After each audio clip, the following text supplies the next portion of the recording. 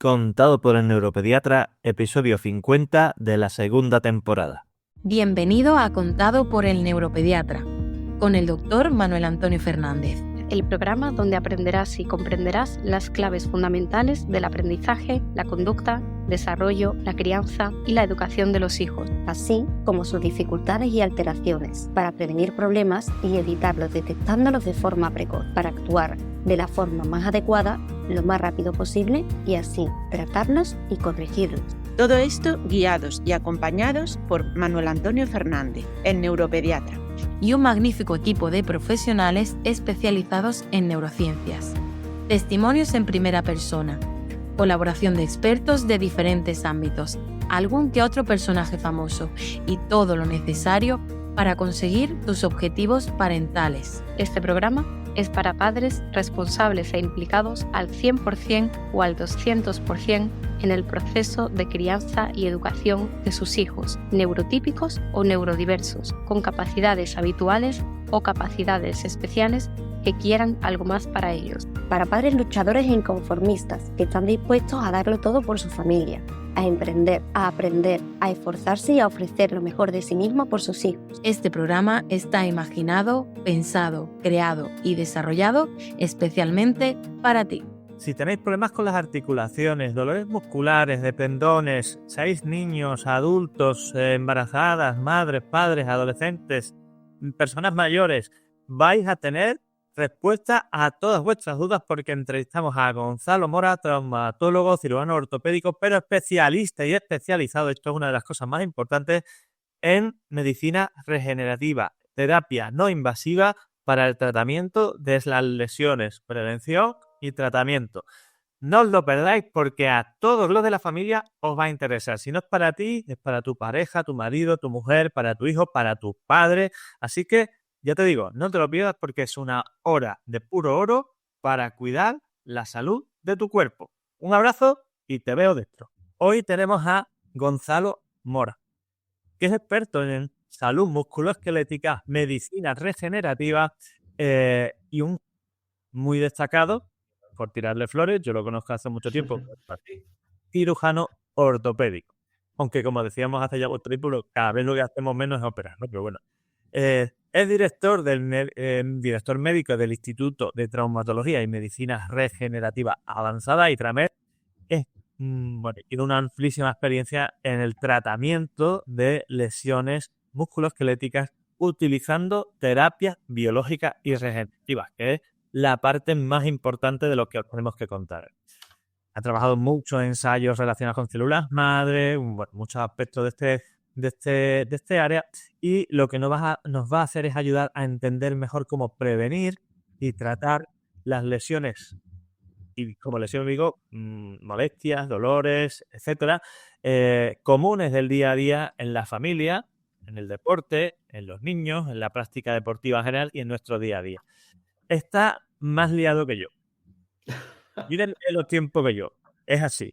Así que lo primero es muchas gracias, Gonzalo, por este tiempo, por participar y un abrazo muy fuerte, como te he dicho antes de empezar a grabar, porque hace tiempo que no hablábamos, que no nos veíamos en persona y me hace mucha ilusión tenerte aquí. No voy a entrar en detalle del por qué nos conocemos y todo esto, pero tú sabes que sí. Así que muchas gracias y bienvenido a este podcast. Bueno, muchas gracias a ti, por supuesto, y por la invitación y yo encantado de buscar un hueco con ilusión, con ganas y en la medida que podamos aportar algún truco, algún tip, algún consejo interesante para cualquiera de nuestros oyentes, sobre todo porque las lesiones del sistema musculoesquelético, para bien o para mal, las vamos a tener todos. Si basta con que nos movamos, es una consecuencia de andar digamos, de pie y de hacer actividades, que por otra parte es necesario. Pero muchas gracias por la invitación, Manuel. De hecho, yo estoy sufriendo problemas de este tipo. Tengo un trastorno reumatológico, tengo un síndrome de Reiter, con lo que los dolores articulares, tendones, etcétera, pues son bastante frecuentes. Y encima no me puedo mover mucho, no puedo hacer suficiente ejercicio y tengo sobrepeso. O sea que creo que tengo todas las papeletas. ¿Para qué? Pues para tener dolor en el hombro, porque además es fastidiado, tengo que coger al niño en brazos cada 2x3, dolores en las rodillas en cuanto no tengo mucho tiempo para hacer actividad, en fin. ¿Podríamos explicar, o sea, nos podrías explicar en términos que podamos entender todos, qué es lo que se denomina medicina regenerativa? Porque esto hay mucha gente que habla, pero que no tiene muy claro lo que dice. ¿Y cómo puede beneficiar esto a nuestras articulaciones y a nuestros tejidos, que no son las articulaciones, todos nuestros tejidos a nivel orgánico?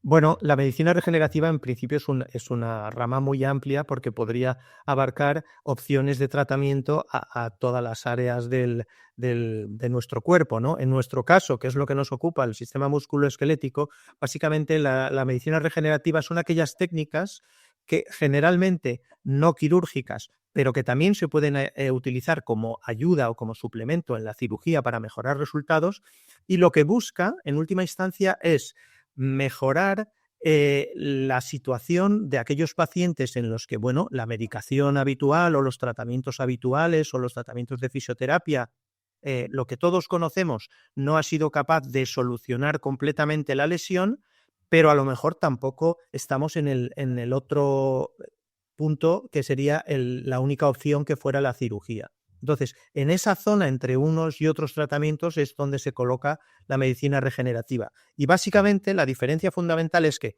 la medicina tradicional, en el caso de la cirugía ortopédica, la traumatología, el dolor crónico musculoesquelético, lo que ha buscado siempre es, bueno, quitar el dolor, básicamente tratar los síntomas. Y, si era posible, reparar las lesiones, como cuando hacemos una cirugía. En el caso de la medicina regenerativa, intentamos ir a la causa del problema, que muchas veces es que fallan los ligamentos, que fallan los tendones, y a partir de ahí se produce una cascada de acontecimientos, y si es posible, regenerar o reconstruir esos ligamentos, esos tendones, si es posible incluso sin cirugía. ¿Cuándo será posible? Cuando las roturas no sean completas. Si tenemos una rotura completa y una pérdida de continuidad en un ligamento o en un tendón, por muchas células, por mucho ánimo que nosotros le pongamos, no va a poder pegar.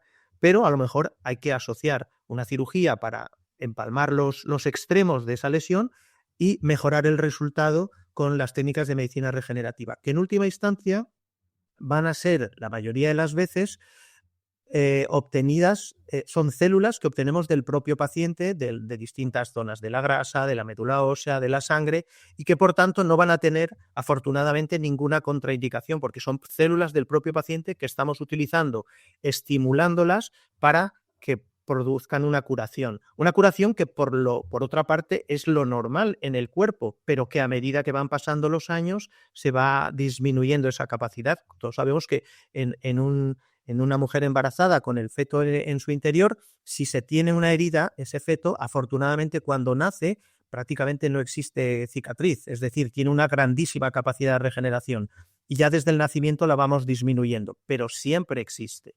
Y lo que buscamos en la medicina regenerativa es estimular esa capacidad para intentar recuperar o regenerar aquellos órganos con los que estemos trabajando, en nuestro caso, sistema musculoesquelético. Por eso me gusta tanto esto que haces, porque es en paralelo lo mismo que queremos hacer nosotros a nivel del desarrollo neurológico, potenciar esos procesos naturales que están presentes desde el nacimiento, etcétera, o sea, desde antes del nacimiento, que evidentemente con una edad son menos potentes y que cuando hay algún problema, algún trastorno, pues se alteran, pero que con las medidas y las herramientas adecuadas podemos potenciar. Y decías tú, mejorar el resultado con esto, voy a hacer ahí una postilla. Mejorar significa que el resultado sea mejor y más rápido, o sea, que la cicatrización y normalización de ese proceso sea más adecuado y que el periodo de recuperación también sea menor y menos problemático, ¿no? Porque estas son las tres cosas que suelen preocupar a las personas, ¿no? ¿Cuánto voy a tardar? ¿Me va a quedar bien? ¿Y cómo voy a vivir el proceso hasta que se recupere?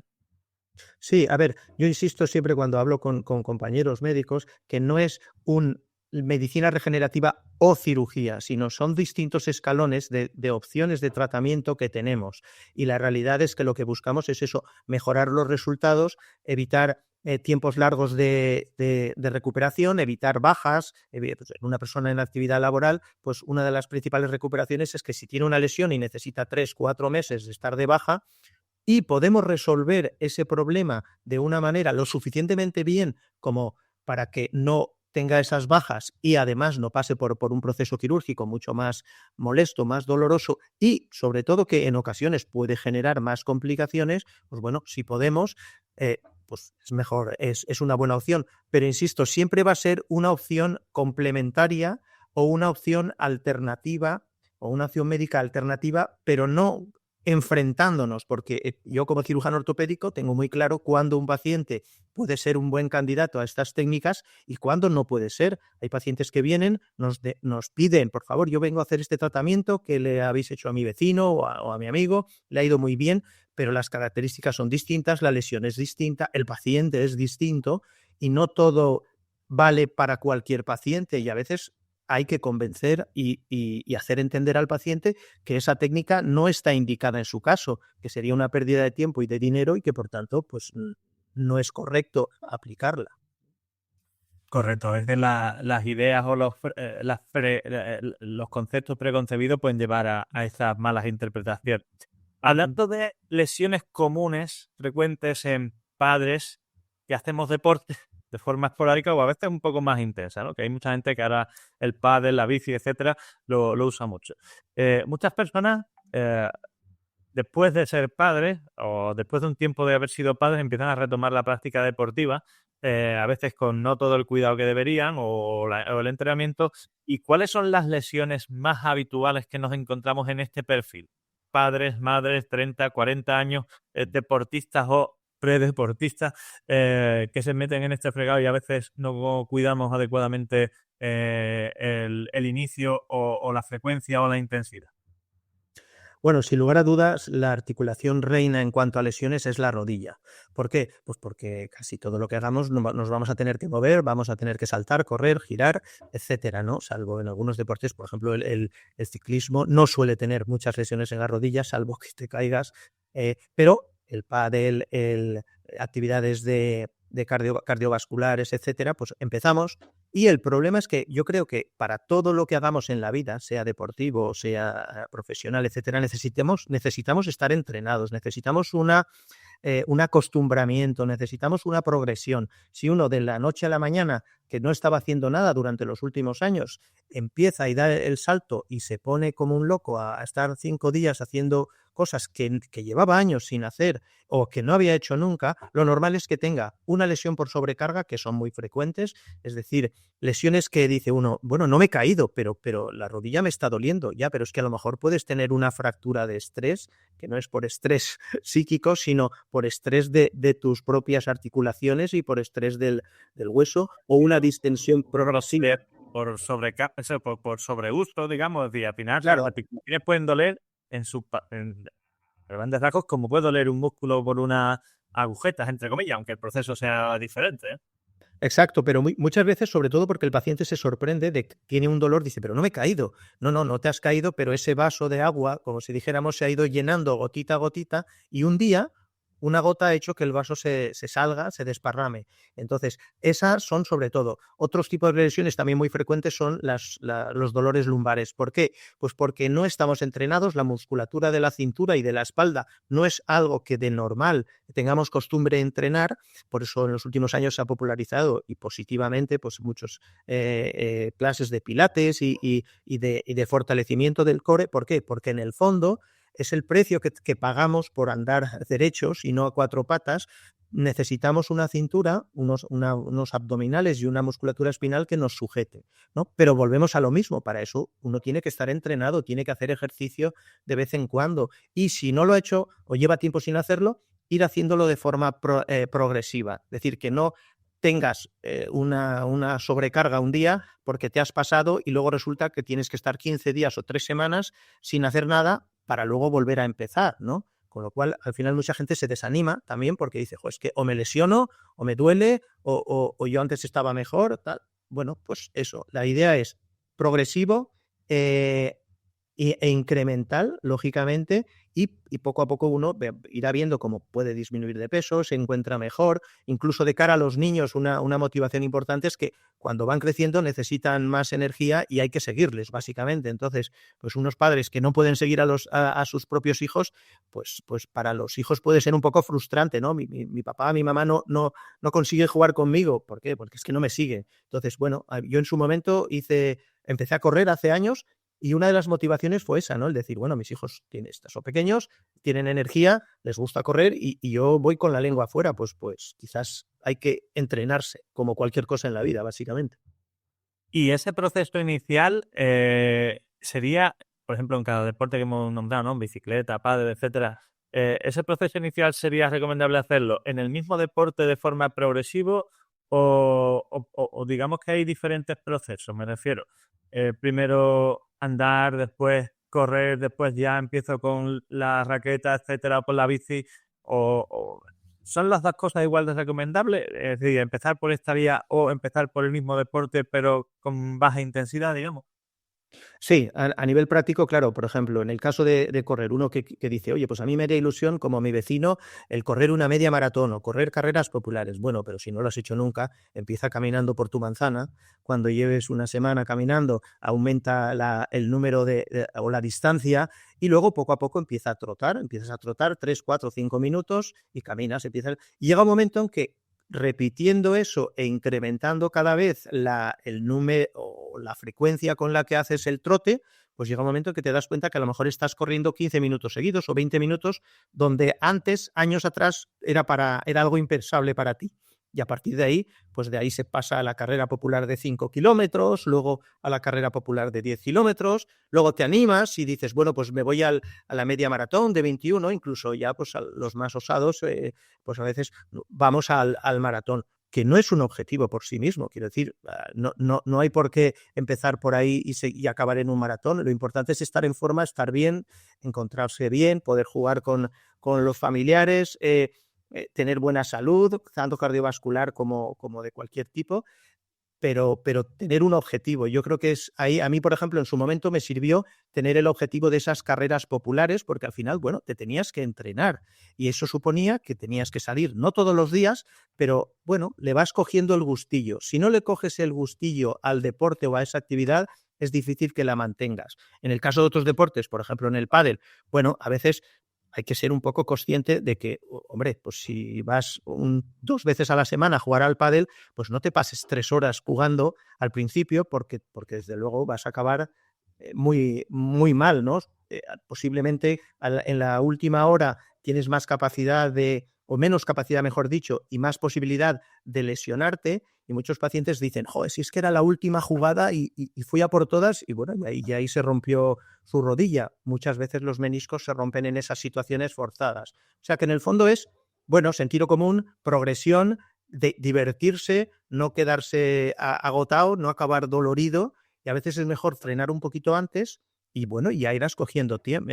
Para correr un maratón lo que hay que hacer es empezar caminando, o sea, y ya a lo mejor al año siguiente ha pasado un suficiente entrenamiento como para que puedas seguir, pero es que a veces la gente se lo quiere comer todo, como en Navidad, todo de una, y eso lo que da es una Si indigestión. 12 meses para recuperar. Claro, claro.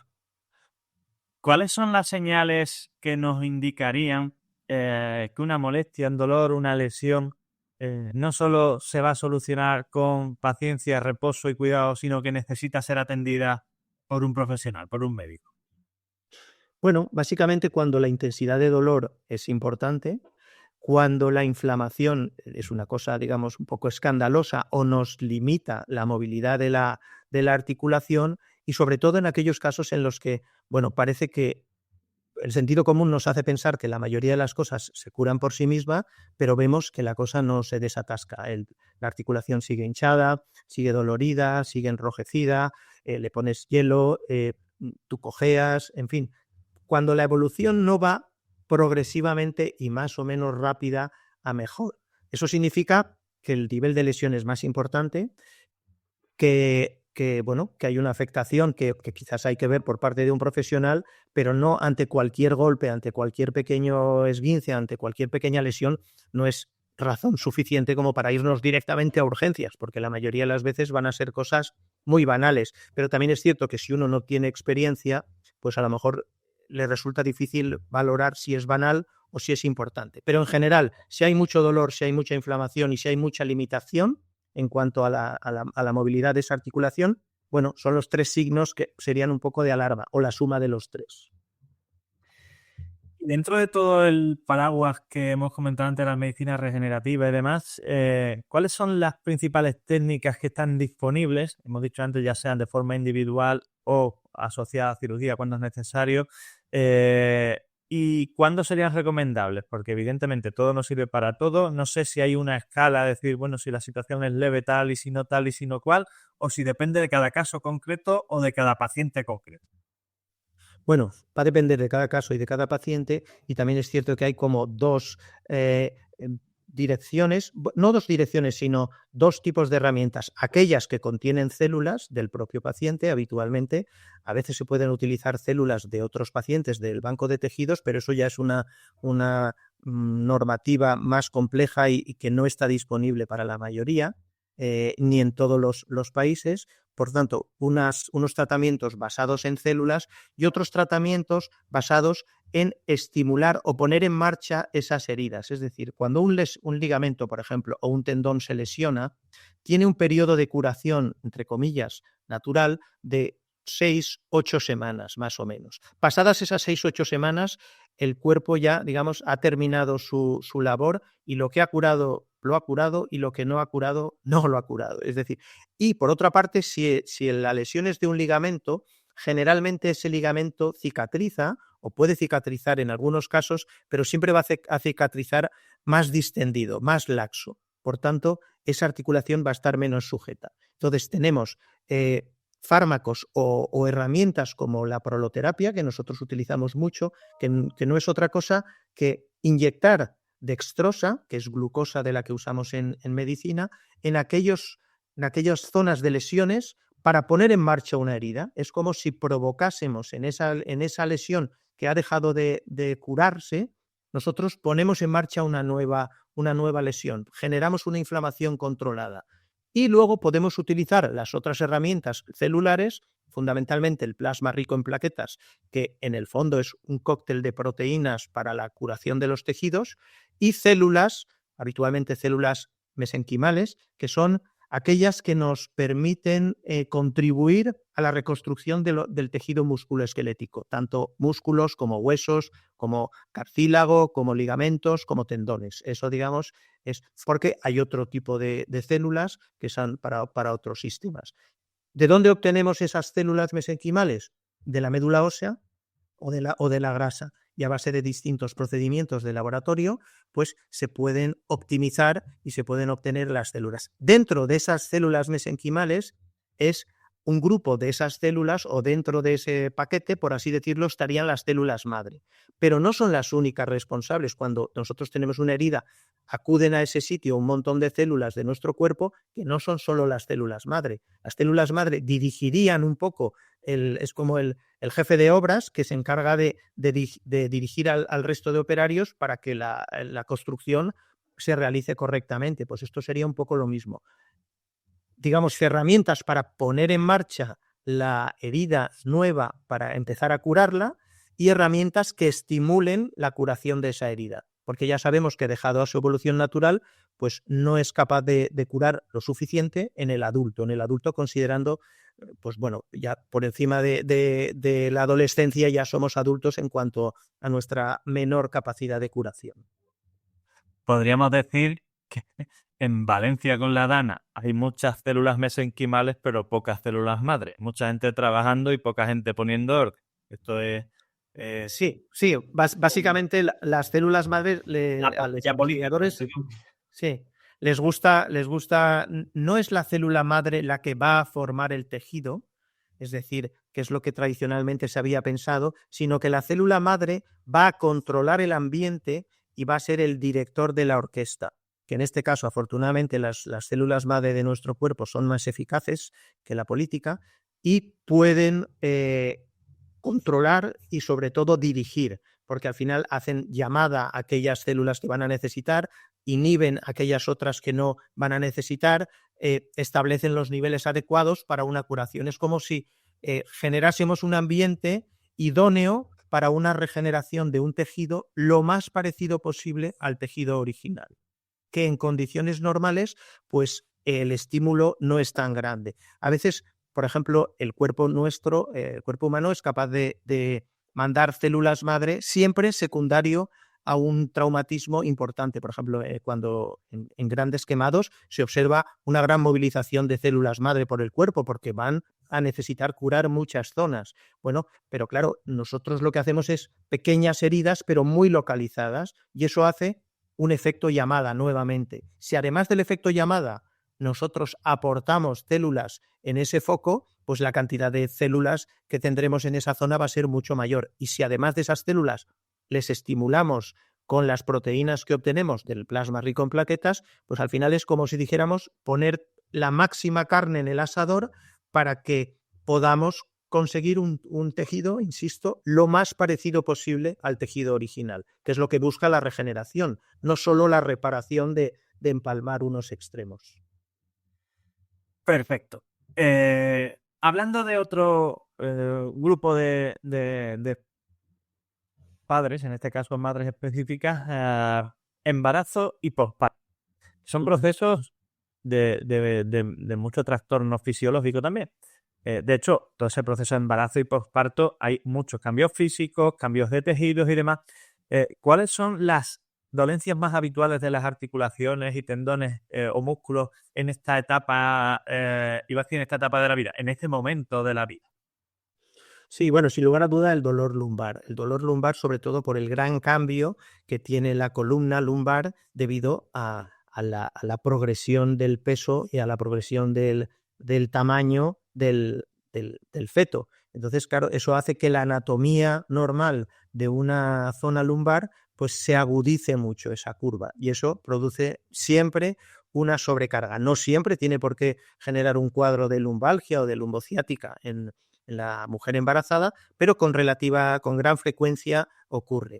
Otra cosa son las tendinitis. Las tendinitis lo que ocurre es que durante el embarazo a veces ocurren, aunque a veces suele ser más posteriormente. ¿Por qué? Porque durante el embarazo también la naturaleza es muy sabia y hay una gran...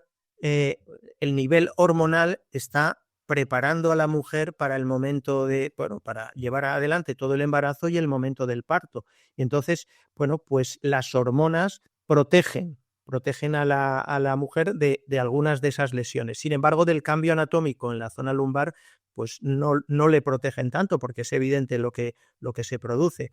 Es curioso porque al final, cuando llega el momento del parto, posteriormente hay una bajada importante de esas molestias y empiezan a tener molestias en tendones, sobre todo como hay que coger al niño, etcétera, tendinitis de repetición, debido a que, pues ya no están tan protegidas. Ahí lo que hay que tener en cuenta es que, si vamos a hacer movimientos de repetición, pues sobre todo, y un ejemplo nos lo dan las mujeres africanas, que los niños los llevan pegados al cuerpo, tanto en la espalda como en la zona de torácica. Entonces, cuanto menos hagamos esfuerzo en fuera o lejos de nuestro cuerpo, menos posibilidad de tendinitis vamos a tener.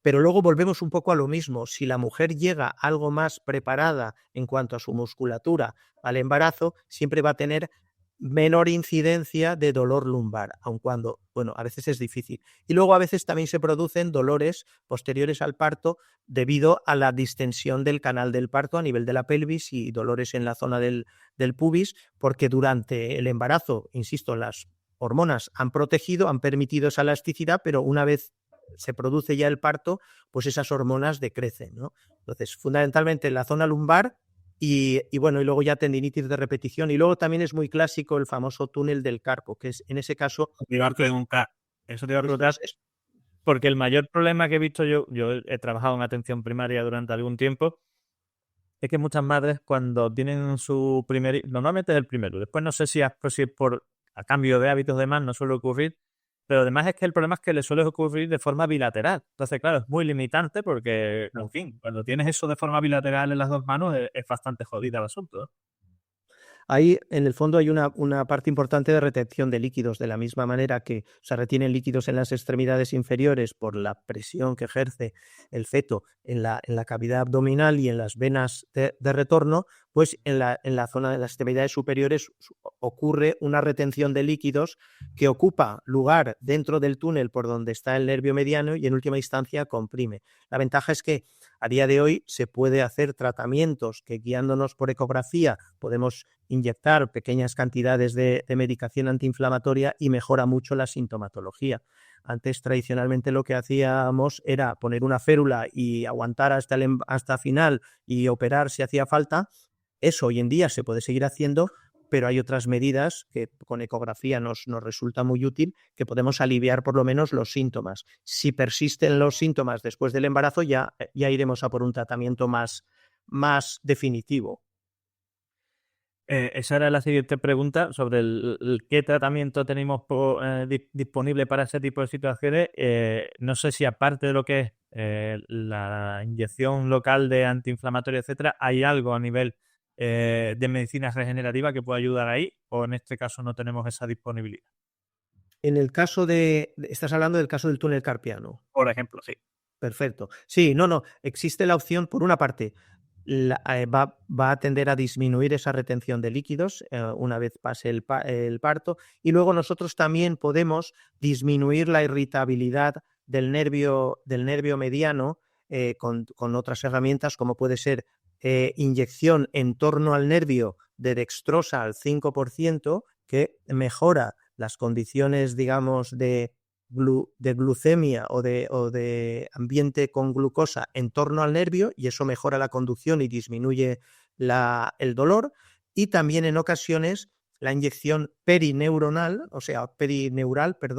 de plasma rico en plaquetas, porque en el fondo es un antiinflamatorio natural que, con independencia de que la mujer esté embarazada, se puede utilizar porque es de su propia sangre, no supone ningún problema añadido de medicación durante el embarazo o durante la lactancia, y nos permite disminuir lo suficiente la inflamación de ese nervio, y en muchos casos pues que no haga falta una intervención quirúrgica que supone abrir ese túnel carpiano. Me parece que son cosas muy interesantes y que además son muy poco conocidas, y creo que la gente lo va a agradecer mucho tener toda esta información. Embarazo, posparto, después viene el tiempo de la crianza, cuidado de los hijos y demás, cargar a los niños, doy fe de ello, no parar de moverte para estar pendiente de ellos, posturas que no son las más habituales. ¿Cuáles son las lesiones más habituales en ese proceso de los primeros años de cuidado de los hijos? ¿Y cómo podríamos intentar prevenir esas malas posturas, esas malas movilizaciones, para que minimicemos esos daños? Bueno, ahí las más frecuentes son igualmente la lumbalgia por las posturas que adoptamos, y luego tendinopatías o lesiones tendinosas a nivel de extremidades superiores. ¿Por qué? Por el coger a los bebés, el coger a los niños pequeños, y en el fondo volvemos otra vez a lo mismo de siempre. A veces queremos hacer cosas bien sin lesionarnos, pero no somos conscientes de que a lo mejor deberíamos de estar entrenados para eso.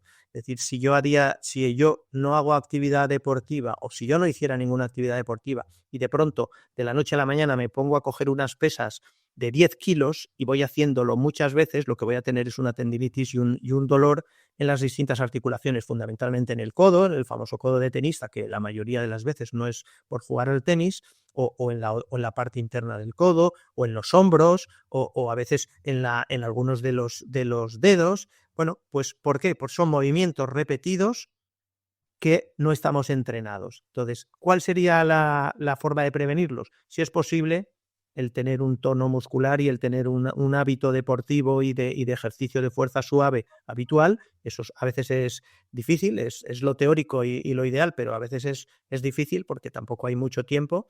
Pero, bueno, otras opciones es lo que decíamos antes, coger al niño lo más cerca posible, intentar tener una cierta posición normal a la hora, es decir, si estás todo el día agachándote, a veces es mejor agacharse, ponerse de cuclillas, que no estar agachado hacia adelante, porque si coges un peso te va a resultar mucho más incómodo. Entonces, la mayoría de las veces son medidas de sentido común y de llevar el peso que podamos tener que cargar, en este caso al bebé o al niño, hacia nosotros, porque cuanto más cercano a nosotros esté, más fácil nos va a resultar, y cuanto más alejado, más tensión nos va a someter a nuestra columna lumbar y a nuestros músculos de las extremidades superiores. Pero sobre todo, lo más, digamos, limitante en estos casos, que suele ser la zona lumbar, volvemos a lo de antes. Si hacemos ejercicio, y eso se puede hacer después del parto sin ningún problema, o en los padres también jóvenes, si hacemos ejercicios para la cintura,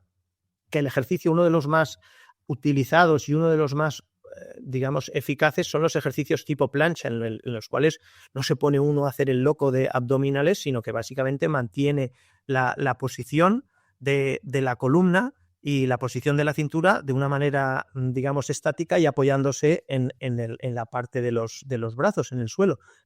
Si uno busca planchas, ejercicios de planchas en YouTube, encuentra miles, pero hay que ir a los sencillos.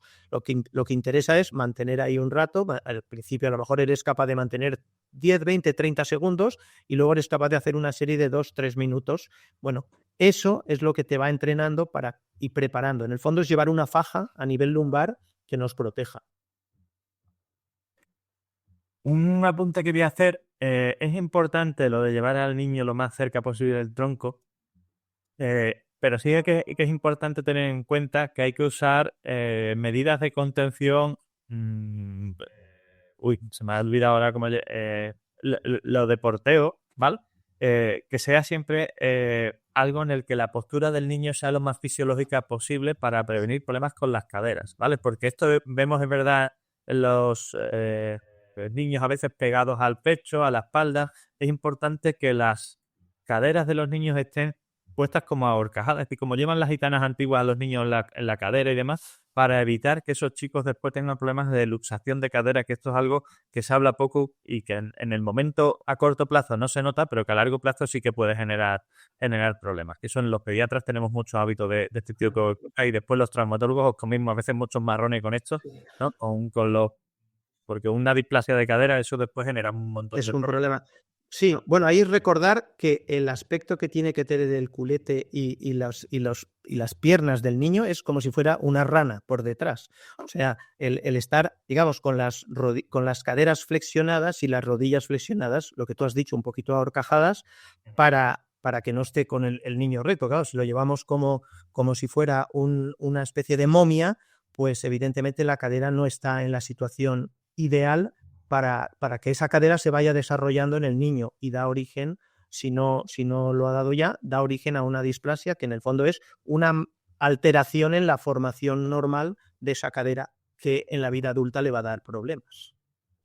Perfecto. Estamos haciendo recorrido casi por todas las etapas de la vida y vamos a ir ya un poco a la edad adulta y envejecimiento activo, que es una forma de llamar de forma así políticamente correcta a cuando nos hacemos mayores y tenemos que cuidarnos, ¿no?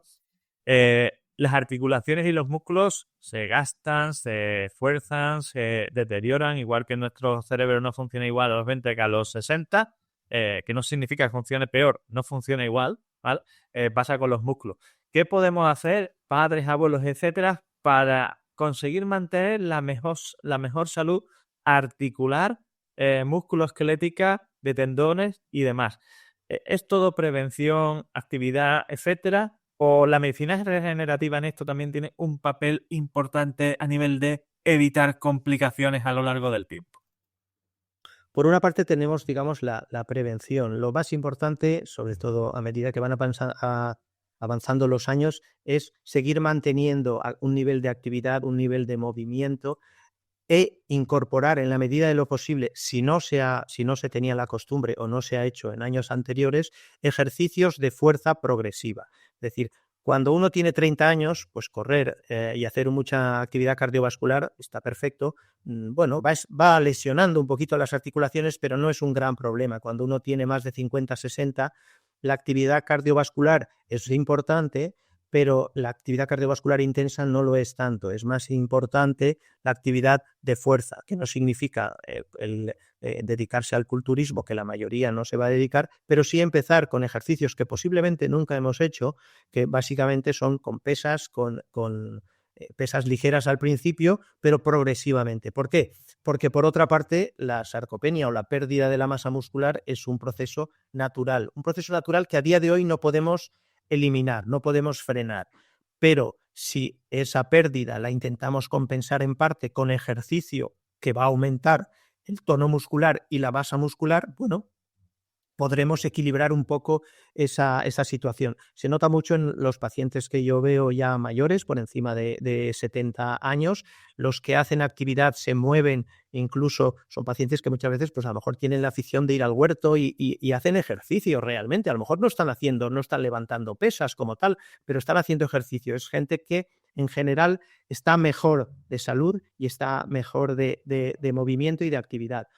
¿Dónde entra la medicina regenerativa? Bueno, también es cierto que si estas mismas personas durante los años de su vida en algún momento se han lesionado una rodilla, por ejemplo, pues a lo mejor estamos a los 70 donde tiene una artrosis de rodilla. Pero esa artrosis de rodilla no es solo por la edad, porque la otra rodilla tiene la misma edad y no tiene ese grado de artrosis. Es decir, hubo alguna lesión que durante su vida, o bien porque hubo una lesión aguda, o bien por muchas lesiones pequeñas crónicas, hizo que se deteriorase. Bueno, pues ahí, si nosotros somos capaces de diagnosticar y detectar a tiempo lesiones de los ligamentos o rodillas que son inestables, hablo de rodillas porque es lo más habitual, pero sería aplicable a cualquier articulación.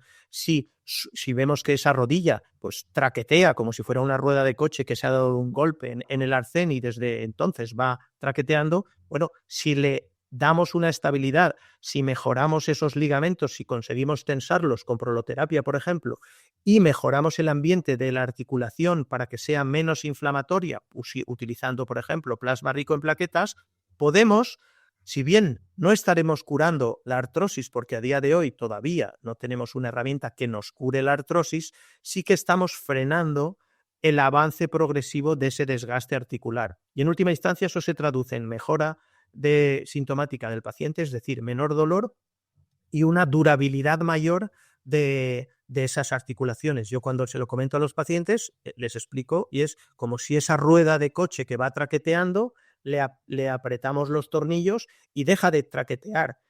Digamos que el desgaste que ya tenía se va a mantener, pero lo que queda claro es que el desgaste que se siga produciendo va a ir más lento. Y ahí es donde podemos entrar con la medicina regenerativa, en frenar lo que ya se está produciendo y en mejorar las condiciones de esas articulaciones. De hecho, esto es una de las cosas que nos podría favorecer, como creo que se entiende bien de lo que he explicado, es que se atrase o incluso se pueda evitar tener que pasar por un recambio iba a decir de articulación. Sí, pero un reemplazo evitar una prótesis, que no me sale la palabra, perdón. Sí, de hecho a día de hoy ya hay estudios que avalan el hecho de que utilizar las técnicas de medicina regenerativa puede dilatar entre 5 y 10 años la necesidad de una prótesis. Hay momentos en los que el desgaste de la articulación es tan grande que la única opción realista de mejorar al paciente es colocar una prótesis. Pero a día de hoy cada vez nos vemos más con el siguiente problema, y es pacientes que a lo mejor tienen 60 y pocos años, que su esperanza de vida le quedan por lo menos 20 o más años de vida. Si colocamos una prótesis, es poco habitual que una prótesis nos dure 20 años. Como una rueda de coche no nos dura 1.000.000 de kilómetros. Pues de la misma manera, si ponemos una prótesis más joven, a los 60, casi con seguridad vamos a tener que recambiarla. Un recambio de prótesis es una cirugía importante y agresiva para los mayores. Claro, y aunque técnicamente lo hagamos los traumatólogos, no deja de ser agresiva y de una recuperación importante. Es más, ayer yo veía una paciente que ya con 84 años, la única opción que le quedaba realista era un cuarto recambio de prótesis. Entonces, claro, un cuarto recambio de prótesis es porque posiblemente se empezó muy pronto, posiblemente también en aquel momento no existían las herramientas de hoy en día. Y bueno, pues uno tiene que ser consciente que la cirugía no siempre sale bien y a veces hay que recambiarla porque no haya salido bien o porque con el tiempo se vaya desgastando. Y ese es un poco el objetivo. Por tanto, yo siempre a los pacientes le intento transmitirles lo mismo. Es decir, lo que buscamos es prolongar la vida útil de sus articulaciones para dilatar en el tiempo la necesidad de una prótesis. No podemos garantizar a una persona de 60 años que hagamos un tratamiento de medicina regenerativa que nunca vaya a necesitar una prótesis. Eso sería, primero, una mentira y segundo, muy poco realista el plantearlo de esa manera. Y por eso muchas veces cuando nos preguntan, bueno, ¿y la duración de estos tratamientos? Es una cosa muy individual, va a depender del estado previo de esa articulación y del resultado que se pueda conseguir estabilizándola.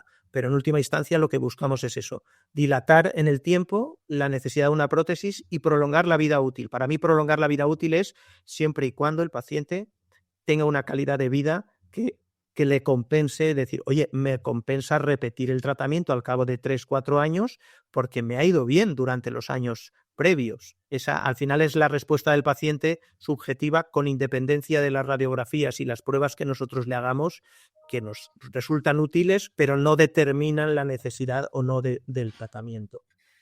Has hablado de esto de un recambio 4, más allá de la dificultad técnica, no es lo mismo como hacer una prótesis con 60 que con 80. Es decir, la recuperación, es decir, 80, mi padre acaba de cumplir hace poco 80 años y recuperarse de eso, te garantizo, bueno, sabes que sería mucho más complicado que hacerlo a los 60. Es decir, no es lo mismo ponerse la primera prótesis a los 80 o a los 70 que ponerse la primera a los 60 y tener que ir haciendo todo ese proceso una y otra vez.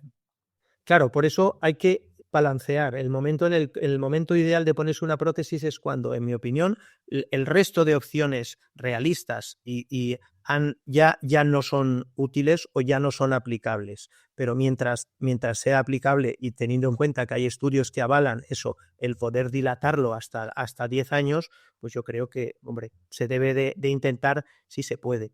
Y luego la edad es un problema hasta cierto punto. Yo en los pacientes más mayores que he podido o que he tenido la oportunidad de operar de prótesis de rodilla, que en este caso era una prótesis parcial, es decir, solo de la mitad, por así decir, de la rodilla, en casos muy concretos. Por ejemplo, tenía 2 en concreto que recuerdo, tenían 92 años. Claro, uno dice, hombre, con 92 años, pues no te operes ya de nada, ¿no?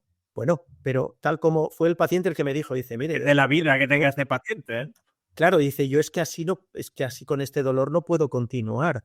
Afortunadamente el paciente, bueno, falleció a los 97 años, la hija nos transmitió el agradecimiento de que en esos 5 años había estado bien y su rodilla no le había dado problema. Y recuerdo otro que vino también con 92 años, con el mismo planteamiento, la persona le operamos y al año siguiente volvió, yo pensé, bueno, que era una revisión normal y me dijo, no, si la derecha está bien, esa es la que habíamos operado. Dice, yo vengo a que me operes de la izquierda, que me hagas lo mismo, ¿no? Al final, desgraciadamente, el cardiólogo antes en la valoración preoperatoria dijo que este paciente necesitaba antes casi un trasplante cardíaco para poder someterse a otra cirugía, con lo cual, pues evidentemente nosotros no entramos. Pero la idea es que la edad es importante, lógicamente, pero va a depender de personalizar y a lo mejor ese paciente de 92 años, afortunadamente, no necesitaba una prótesis de toda su rodilla y solo con una prótesis de la mitad porque tenía una necrosis de una parte, una zona de infarto óseo en una parte de su rodilla y el resultado fue muy, muy satisfactorio.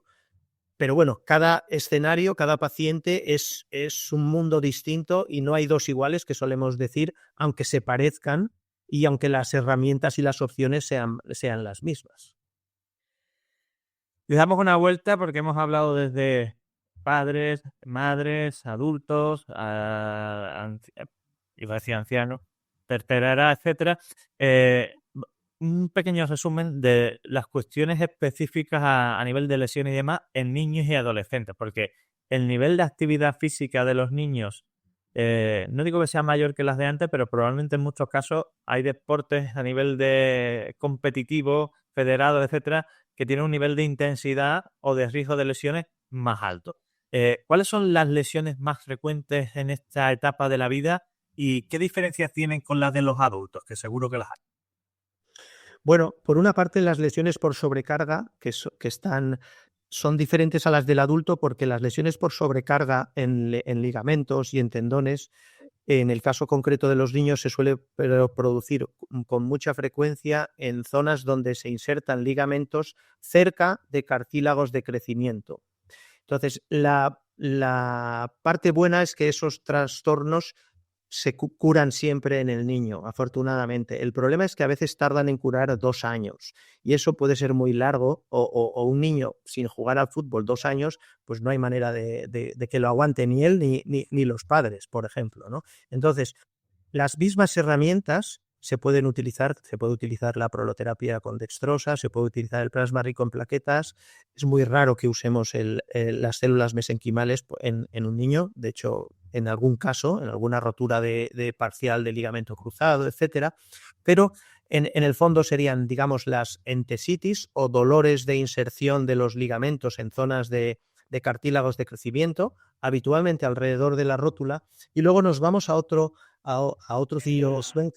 Perdona, en la tibia es uno de los que vemos con más frecuencia en los niños, ¿no? El bulbiloro es la parte delantera debajo de la rodilla ahí que tiene mucho que ver con el golpeo de la pelota ahí en los varones sobre todo, ¿no?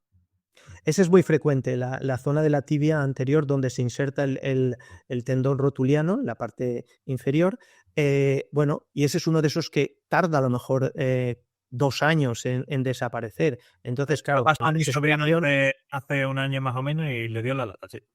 Sí, y entonces ahí, por ejemplo, nosotros hacemos un tratamiento con proloterapia en el cual, con un poquito de anestésico local, se inyecta en varias veces en esa zona de unión del ligamento al hueso y a la zona del cartílago de crecimiento, se forma y se estimula la formación de colágeno y reducimos drásticamente aceleramos el periodo de curación, que insisto, si no se hiciera nada, el paciente se curaría en el niño. Otra cosa son ese mismo tipo de lesiones de ligamentos o similares en el adulto, que no cicatrizan o no se curan espontáneamente. Pero en los niños lo que pasa es que a veces, la mayor parte de veces, los pacientes que hemos tratado de ese tipo de lesiones en niños son porque a los padres, al padre o a la madre, le habíamos tratado de alguna otra lesión, por tanto confían en nosotros, ya saben que si les decimos saben la expectativa que tienen, ¿no? Esto es, la expectativa es realista y bueno, y tienen la confianza suficiente como para depositar en nuestras manos la salud de la rodilla o de otra articulación, pero generalmente es de la rodilla de los chavales. Digo más en niños, pero es igualmente frecuente en niñas si hacen el deporte. Y uniendo con eso, las lesiones que vemos ahora con mucha frecuencia, para lo que se veía antes, son las lesiones de ligamento cruzado en niños. Las lesiones de ligamento cruzado, que muchas veces son roturas parciales, que sí que se podrían tratar con alguna de estas herramientas de medicina regenerativa, pero las roturas completas, en las cuales ya hay una pérdida de continuidad en un ligamento, eso, como decíamos antes, podemos suplementar el tratamiento con técnicas de medicina regenerativa, pero en general va a necesitar una técnica quirúrgica de reparación.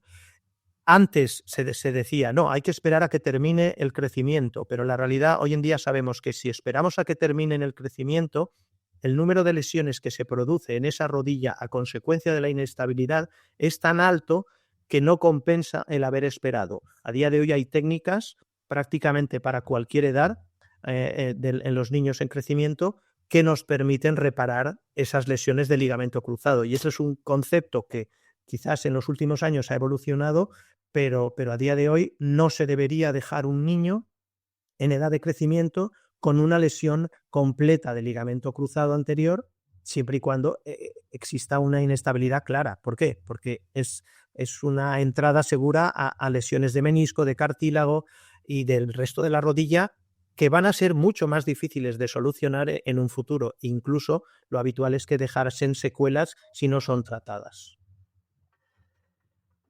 Creo que hemos hecho un recorrido por todas las edades, situaciones. Hemos insistido mucho en la parte preventiva, entrenamiento, proporcionalidad, progresión, herramientas terapéuticas en función de la situación, del momento, de las condiciones, etcétera. Me consta que tenéis una enorme experiencia a todos los niveles deportivos, y me refiero desde deporte habitual, deporte de alto rendimiento, profesionales de todas las esferas deportivas. Si alguna de los pacientes, de las familias que nos están escuchando, viendo, sienten que se pueden identificar con alguna de estas situaciones y necesitan contactar con vosotros, ¿cómo es el procedimiento, cómo es la vía y cómo pueden hacerlo? Porque yo veo muchas veces en la consulta pacientes que, bueno, el TDAH es sus hijos, es decir, con muchas de estas situaciones, y hablamos de estos temas y les explico, les recomiendo y demás, pero muchos de ellos no tienen conocimiento.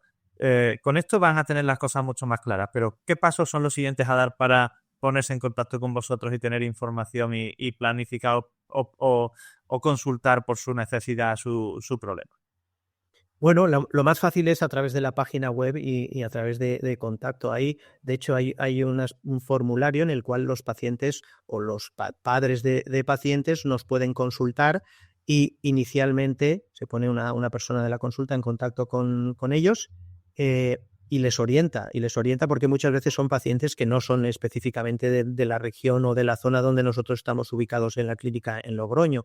Entonces, pues si finalmente consideramos que le podemos ayudar, pues que por lo menos tengamos una serie de datos y una serie de informes y una serie de pruebas previas para no hacerle venir al paciente en vano, ¿no? Pero eso es lo más cómodo. A través de la página web, en la zona de contacto, en la parte superior pone, ahí se rellena un formulario y a partir de ahí empieza, digamos, una cadena que no tiene un costo, afortunadamente, para el paciente o para el futuro paciente, salvo que decidamos emprender algún tratamiento, y ya de una manera orientada. Incluso hay pacientes que, si viven lejos, pues ya vienen con el tratamiento previsto a realizar, que deberá confirmarse previamente en una consulta presencial. Pero eso es lo más sencillo y resulta muy cómodo para los pacientes, porque muchas veces solucionan un problema y no hace falta que vengan y aparte tampoco les ha costado en ese caso nada a ellos. Son muy proactivos igual que nosotros, tienen muy buena disposición a ayudar, que es lo que nos importa, y aunque os tengáis que dar el viaje, que muchas de nuestras consultas lo hacéis de fuera, os los recomiendo, porque no solo como profesional, sino como persona, Gonzalo y todo su equipo, me consta que son magníficos. Gonzalo, muchas gracias por todo. Este es un primer episodio del podcast, pero hablaremos de cosas interesantes más adelante, de otros temas que te quiero plantear. Y cualquier cosa que se te ocurra, siempre estaremos a vuestra disposición. Así que un fuerte abrazo y muchas gracias. Igualmente, muchas gracias, Manuel, y gracias a todos los oyentes, y en la medida que podamos seros de ayuda, pues aquí estaremos. Muchas gracias. Hasta luego, chicos, ya sabéis, Itramed, Gonzalo Mora, podéis buscarlo sin ningún tipo de problemas porque en la web lo encontráis y en Google perfectamente. Un fuerte abrazo para todos y hasta el próximo episodio. Hasta luego. Bueno, dime, ¿qué te ha parecido la entrevista y este episodio? Apasionante, ¿verdad? Pues si, como te decía en el episodio inaugural, te emociona y te hace vibrar la posibilidad de convertirte en referente en tu área dentro del sector del neurodesarrollo, ya sea como padre, como educador, como sanitario o como terapeuta, para liderar este movimiento y ayudar a tu hijo, a tu alumno o a tu paciente en su proceso de educación, crianza y desarrollo, estás más que invitado a este ilusionante camino. Únete a nuestra comunidad y difunde nuestro mensaje. Hazlo llegar tan lejos y a tanta gente como puedas. Padres, amigos, compañeros, grupos de WhatsApp, redes sociales, te lo agradecerán, te lo garantizo. Y si quieres profundizar en alguno de los puntos que tratamos en este podcast, o necesitas ayuda para la evaluación, el diagnóstico, la terapia o el tratamiento, ya sea presencial o online, de problemas de aprendizaje, conducta, maduración, desarrollo, relaciones sociales o autoestima, y también para situaciones específicas como el TDAH, la dislexia, la alta capacidad, el retraso madurativo, el autismo, las PES, la epilepsia, la migraña o los trastornos del sueño, ponte ahora mismo en contacto con nosotros en elneuropediatra.es, donde además también encontrarás cientos de artículos de gran claridad, de gran información y de gran relevancia sobre estos temas, y algo aún más importante, guías de orientación para familiares de apoyo en el camino de estos procesos. Y además, me tienes en YouTube, en Facebook, en Twitter o X, como se llama ahora, Instagram, LinkedIn y hasta TikTok. Y por si fuera poco, estamos también en nuestro canal de difusión que acabamos de abrir y que estamos desarrollando y que desarrollaremos a lo largo de esta temporada en WhatsApp. ¿Qué más se puede pedir? Pues no te preocupes, porque evidentemente no vas a tener problemas para encontrarnos. Un fuerte abrazo y hasta el próximo episodio.